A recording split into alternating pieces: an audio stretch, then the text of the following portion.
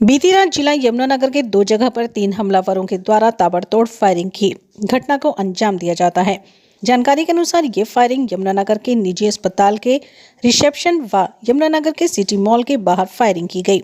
घटना की सूचना मिलते ही पुलिस अधीक्षक यमुनानगर कमलदीप गोयल के निर्देशानुसार पुलिस टीमों का गठन कर विभिन्न जगहों पर नाकाबंदी करती जाती है। जानकारी देते हुए पुलिस अधीक्षक कमलदीप गोयल ने बताया कि जानकारी मिली थी कि 3 युवकों के द्वारा 2 जगह पर फायरिंग की घटना को अंजाम दिया गया है, जिसके बाद पुलिस ने कई जगहों पर नाकाबंदी कर दी। तभी पुलिस को सूचना मिली कि वे युवक का कांसापुर साइड के इलाके में है।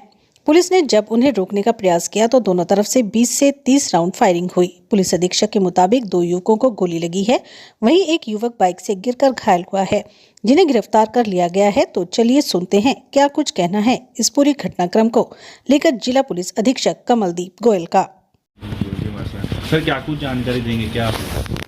देखिए, कल पिछली जो रात थी उस पे लगभग 10:30 बजे पहले जो डॉक्टर बरियाम सिंह है उनके हॉस्पिटल में रिसेप्शन के पास से आके 3 लड़कों ने फायरिंग की थी।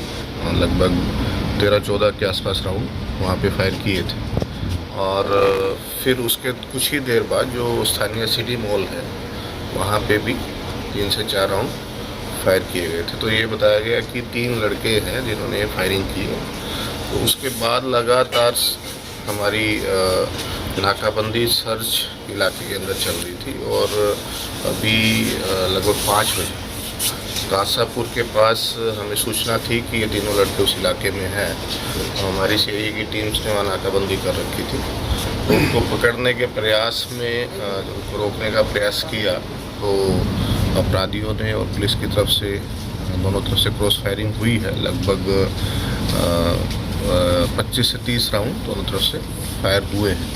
तो उस फायरिंग में जो 2 लड़के हैं 3 में से उनमें से 2 को गोलियां लगी है लेग्स के अंदर और एक लड़का उनमें बाइक से गिरने के कारण घायल हुआ। सर तो इनको हमने तुरंत प्रभाव से स्थानीय हॉस्पिटल में भर्ती करवा दिया। उद्देश्य क्या था सर? देखिए, इंटेंशन जो प्रथम दृष्टया लग रही है वो तो यही है कि फिरौती के लिए एक तरह से डर का माहौल क्रिएट करने के लिए। पीछे भी इनको फिरौती की कॉल आई थी तो उसमें हमने उनको सुरक्षा भी मुहैया करवा रखी थी। तो प्रथम दृष्टया तो वही मोटिव है। बाकी भी पूछताछ में और ज़्यादा पता किस गैंग से जुड़े हो सकते हैं सर? वो मैंने बताया कि अभी पूछताछ में ही पता लगेगा ये सारा। अभी तो हॉस्पिटलाइज है, इंजर्ड है, तो जैसे उनकी थोड़ी सी कंडीशन ठीक होती है तो हम डिटेल में उनसे पूछते हैं। सर लगभग कितने घंटे में पुलिस ने इनको दबोच लिया? देखिए, 10 बजे के आसपास की घटना है और लगभग 6-6.5 घंटे लगाइए कि इसमें हमने। देखिए, जैसे ही ये सूचना मिली थी कि ऐसे फायरिंग का इंसिडेंट हुआ, आप सबको पता है कि हमने शहर में पहले से ही नाकाबंदी जितने एग्जिट पॉइंट्स हैं वहाँ पे कर रखी।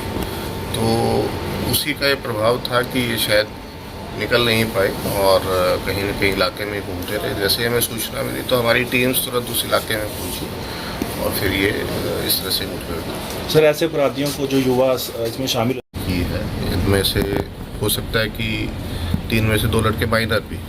और अभी पूछताछ पे कोई इनका बहुत ज़्यादा आपराधिक इतिहास पहले का नहीं।